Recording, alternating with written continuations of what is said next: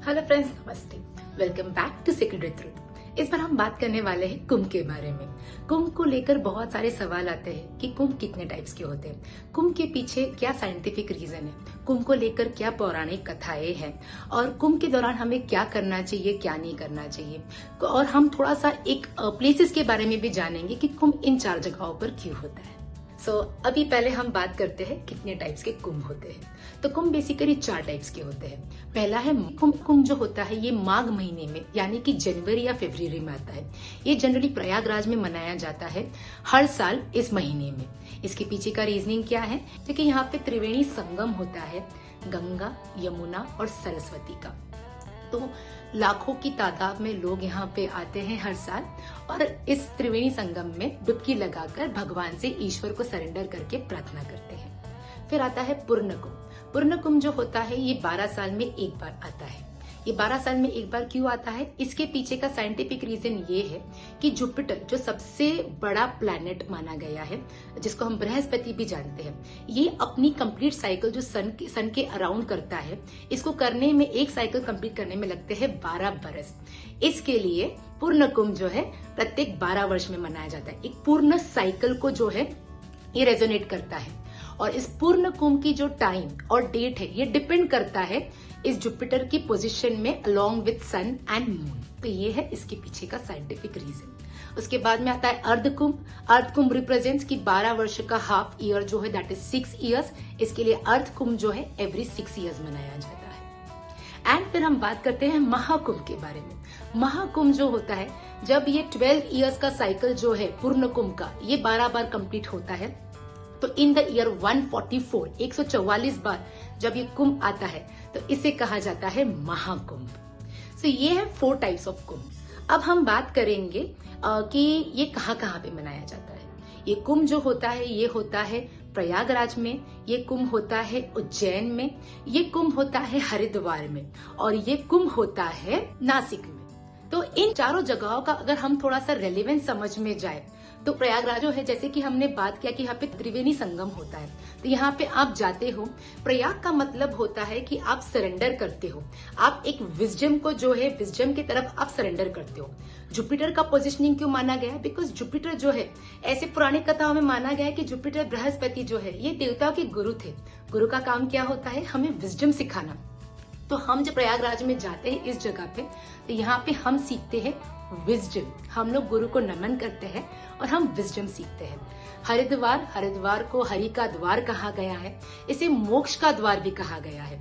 तो इसके लिए काफी बार हमारे हिंदू कल्चर में ये माना गया है कि जब कोई इंसान गुजर जाता है तो उसके नाम की पूजा जो है हरिद्वार में गंगा के तट पर जाकर की जाती है। इसके लिए हरिद्वार का महत्व है।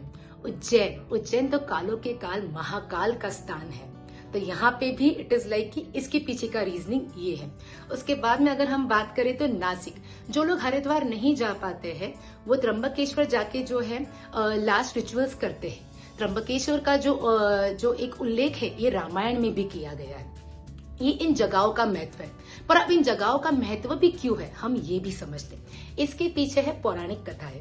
अब क्या पौराणिक कथाएं हैं हम ये जानते हैं। इसके पीछे 2 पौराणिक कथाएं। सबसे पहले एक बात समझ लेते हैं, हमारे जो भी हिंदू रिचुअल्स या हमारी पौराणिक कथाएं है ये हमें है ना हर बार एक लेसन सिखाती है। इन 2 पौराणिक कथाएं के पीछे भी लेसन है, बहुत डीपर लेसन है जो हम समझ सकते हैं। एक तो है गरुड़ भगवान की कथा, गरुड़ और विष्णु जी की कथा, और एक कथा है सागर मंथन की। तो बेसिकली गरुड़ भगवान और विष्णु जी की क्या कथा है? तो गरुड़ भगवान जो है ऋषि कश्यप इनके पिता थे और इनकी माता, इनका नाम था विनीता। इनकी माता जो है ये 2 बहनें थी और जो ऋषि कश्यप से ब्याही गई थी। एक का नाम है कद्रु और दूसरी जो है वो विनीता। तो बेसिकली क्या हुआ, कद्रु जी ने जो है उन्होंने जाकर अपने पति से प्रार्थना की कि मुझे है ना मुझे अच्छे मतलब ज्यादा संतानों का वर चाहिए जो विशाली रहेंगे। तो कश्यप जी ने उनको आशीर्वाद दे दिया। तो उनके 100 अंडे हुए। तो इनको देखकर विनीता जी को भी लगा कि मुझे भी बच्चा चाहिए और मुझे भी आशीर्वाद चाहिए। इसलिए वे भी गई कश्यप जी के पास और उन्होंने भी ये आशीर्वाद मांगा, तो उन्होंने भी दे दिया। तो उन्हें 2 अंडे मिले। अब जो है कद्रू जी के जो है जल्दी से अंडे फूटने लग गए। उसमें से क्या निकले? सारे सर्प। तो बेसिकली सारे सर्पों की मदर जो है वो कहा जाता है कद्रू जी को। अब जब कद्रू जी के बच्चे जो है वो अंडे फूटने लग गए तो यहाँ पे विनीता जी जो है वो थोड़ा सा उत्तेजित हो गई और उन्होंने क्या किया, उन्होंने 2 अंडों में से एक अंडा फोड़ दिया। उसमें से क्या निकला, एक अर्ध बालक जिसका हाफ पोर्शन जो है वो बना हुआ था पंछी वाला और नीचे का पोर्शन डेवलप नहीं हुआ था। तो विनीता जी को थोड़ा सा बुरा लगा और जो बच्चा उसमें से निकला उसको भी थोड़ा सा बुरा लगा कि अगर मेरी माँ ने थोड़ा सा पेशेंस रखा होता तो मैं कंप्लीट हो गया होता। अब इस बच्चे के बारे में बताऊंगी, इस बच्चे का क्या हुआ। इस बच्चे का नाम बना अरुण, जो कि सूर्य देव के जो 7 घोड़े हैं इनको चलाते हैं ये अरुण जी। अब जो दूसरा बच्चा है, माँ ने अपने पहले बच्चे की बात सुनी और इसको डेवलप होने दिया, लेकिन इसको डेवलप होने में बहुत सारे वर्ष लग गए। जब तक ये अंडा डेवलप हुआ, फूटा और इसमें से बाहर निकले, वो है हमारे गरुड़ जी। लेकिन जब तक ये सारा प्रोसेस हुआ तब तक कद्रू जी और उनके सारे बच्चों ने जो है विनीता जी को अपनी दासी बना लिया था। जब ये सब गरुड़ भगवान को मालूम पड़ा तो उन्हें बहुत बुरा लगा और वो गए उन सर्पों के पास में और उनसे पूछा कि मैं ऐसे क्या करूं कि आप मेरी माँ को मुक्त कर दें। उन्होंने कहा कि वैकुंठ जाइए और हमें अमृत दे दीजिए और आप आपकी माँ को मुक्त करवा लीजिए। अब गरुड़ भगवान तो थे बड़े पावरफुल, वो निकले, वो गए वैकुंठ और उन्होंने लेकर आ गए कलश। लेकिन जैसे ही देवता को ये बात मालूम पड़ी कि अमृत कलश जो है वो जा रहा है सर्पों के पास में, तो उन्होंने फाइट स्टार्ट किया कि गरुड़ भगवान को रोका जाए। तो फाइट हुआ, लेकिन गरुड़ भगवान बहुत पावरफुल थे तो सब लोग उनके आगे हो गए फेल। फिर विष्णु भगवान स्वयं आए। जब उन्हें पता पड़ी ये बात तो वो स्वयं आए, उन्होंने रोकने की कोशिश की। तो गरुड़ भगवान की उनकी जो है, ऐसे कहते हैं कि उनकी लड़ाई भी जो है ये 12 दिनों तक चलती रही। जब 12 दिनों तक ये लड़ाई चलती रही तो ये जो ऐसे कहते हैं कि ये जो अमृत पान जो है ये उस लड़ाई के दौरान जो है ये भी जो है 4 जगहों पर गिरा। वो कौन सी 4 जगहें हैं? उज्जैन, हरिद्वार, प्रयागराज और नासिक। और तब जो है भगवान जी ने उनको रोकने के लिए कहा। उन्होंने पूछा कि गरुड़ जी, मैं एक बात ऑब्जर्व कर रहा हूँ कि ये जो कलश है ये आपके हाथों में है ना, आप इसको, आप अगर चाहो तो आप खुद भी इसका जो है अमृत पान कर सकते हैं, लेकिन आप ये कर क्यों नहीं रहे हो? कर क्या है इसके पीछे का कारण? तो उन्होंने उनकी पूरी मातृ वाली जो फीलिंग है वो भगवान को बताई। तो भगवान ने कहा ठीक है, कोई बात नहीं, मैं आपको ये अमृत कलश लेके जाने दूंगा, लेकिन एक शर्त पे। जैसे ही आप ये अमृत कलश जो है वहां पे रखेंगे उसके बाद में आप सदैव के लिए मेरे वाहन बन जाएंगे। गरुड़ जी ने इस बात को एक्सेप्ट कर लिया। गरुड़ जी गए और उन्होंने जो है वो उन लोगों के सर्पों के सामने ये कलश रख दिया, लेकिन रखने के बाद में भगवान विष्णु ने उसको अपनी मायावी शक्ति से गायब कर दिया।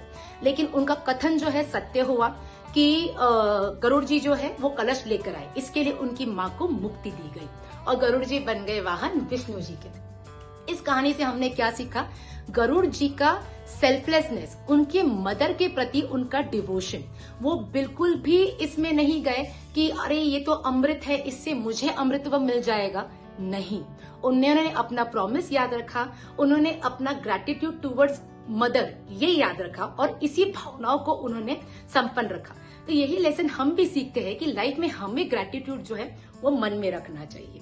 दूसरी कथा है सागर मंथन की। सागर मंथन की कथा तो हम सबको पता है, लेकिन इसके पीछे की रीजनिंग क्या है? एक बार ऋषि दुर्वासा जो है वो गए इंद्रलोक इंद्र भगवान से मिलने के लिए। उनके गले में भगवान विष्णु जी ने एक माला दी थी। उनको वो माला बहुत अच्छी लगी, लेकिन उन्होंने इंद्रदेव को देखा तो उन्हें लगा कि ये माला जो है मुझे इंद्र भगवान को देनी चाहिए। तो उन्होंने निकाल कर बोला कि ये बहुत विशेष माला है, मैं आपको गिफ्ट करता हूँ करके। लेकिन इंद्र भगवान थोड़े से गर्व वाले जो है ना, उन्हें ये माना गया है। तो उन्होंने क्या किया, उन्हें लगा ये सादी पुष्पों की माला मुझे क्या गिफ्ट कर रहे हैं, मैं तो यहाँ पे स्वर्ग का राजा हूँ। तो उन्होंने वो जो माला है अपने हाथी ऐरावत के गले में डाल दी, उनके जो बेसिक टस्क है उसमें डाल दी।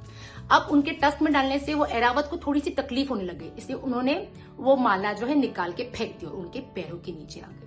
लेकिन ऋषि दुर्वासा ने ये सारी बात देखी और उन्हें बहुत क्रोध आ गया। ऋषि दुर्वासा के बारे में हम जानते ही है, सुना है हमने पुरानी कथाओं में कि उन्हें क्रोध बहुत जल्दी आता था।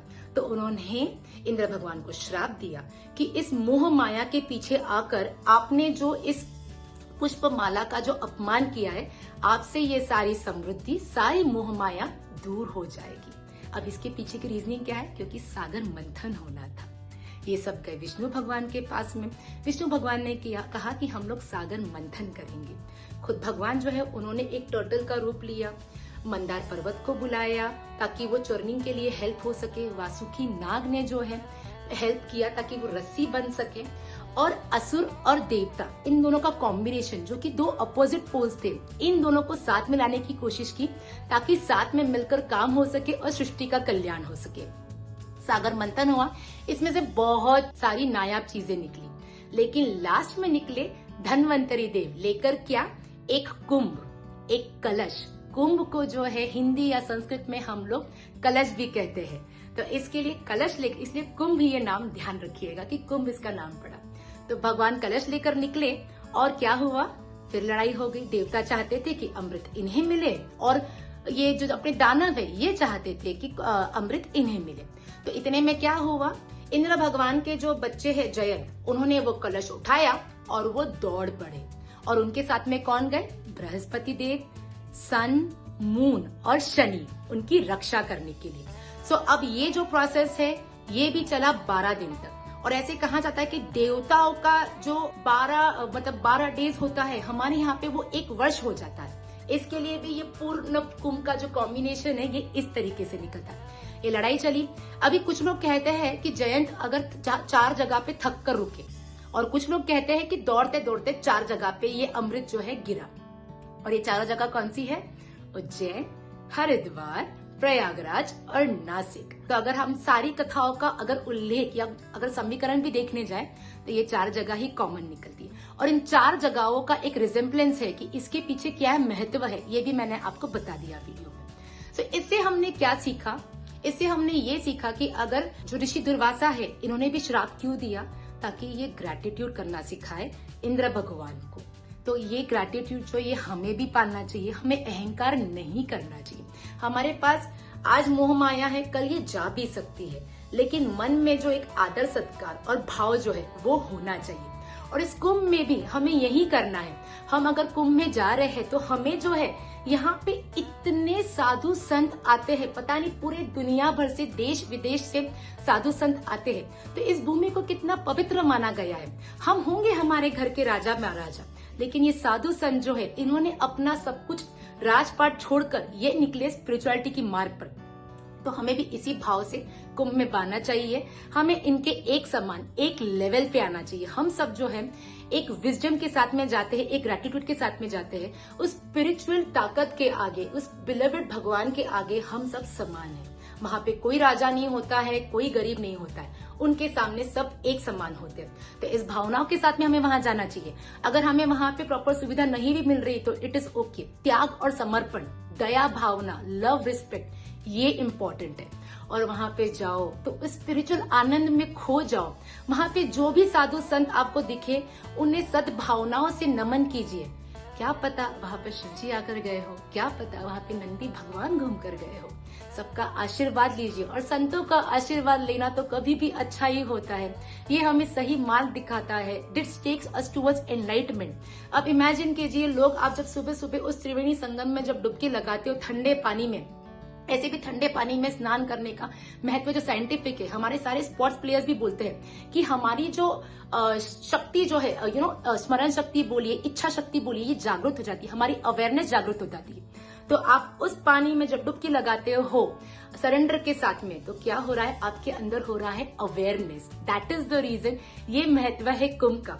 सो हमने जाना इसका महत्व, हमें वहां पे क्या करना चाहिए, एंड इसके पीछे के साइंटिफिक रीजंस भी हमने समझे, इसके पीछे की पौराणिक कथाएं भी हमने सीखी, और उसके पीछे के मैसेजेस भी जो है हमने जाने हैं इस वीडियो के मार्फत में। तो आप भी कुंभ जाइए, सरेंडर के साथ में जाइए। लोग वहां से पानी लाते हैं, आप पानी भी लाइए, और मैं रेकमेंड करूंगी कि आप वहां की धूल मिट्टी भी लाइए, क्योंकि इतने साधु संत वहां पर आए हैं, उनकी धूल मिट्टी में, उनकी चरणों में कितनी पावर होगी। और आप जब वो घर पे ला रहे हो तो ये पानी और ये मिट्टी आपको हमेशा याद दिलाएगी कि आपको ग्राउंडेड रहना है, क्योंकि उस शक्ति के आगे हम सब समान है, हम सब एक है। इसी मैसेज के साथ में कुंभ की आपको बहुत बहुत शुभकामनाएं।